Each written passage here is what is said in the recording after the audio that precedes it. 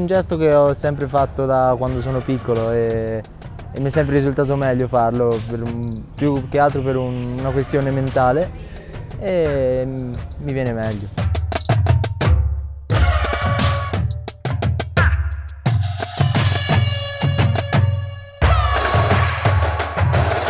I'm Jacopo Falzinotti, I'm from Italy and my category is 81 kilos. Eh sì, è un po' diverso perché c'è una preparazione più lunga rispetto a una gara nazionale e allenamenti più tosti, però portano il giusto risultato. Sono contento per le medaglie, ma un po' meno per come è andata la gara in sé, per le alzate fatte e quelle sbagliate.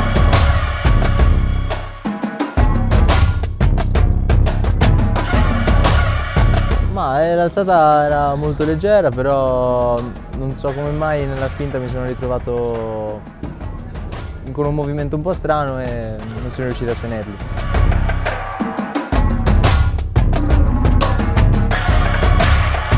Mi aspetto sicuramente ai prossimi campionati europei di arrivare sul gradino più alto, di migliorarmi sempre e quello che verrà poi si vedrà. Porto a casa sempre le medaglie, però anche un bagaglio generale per affrontare le prossime gare e avere sempre gente ancora più forte da battere.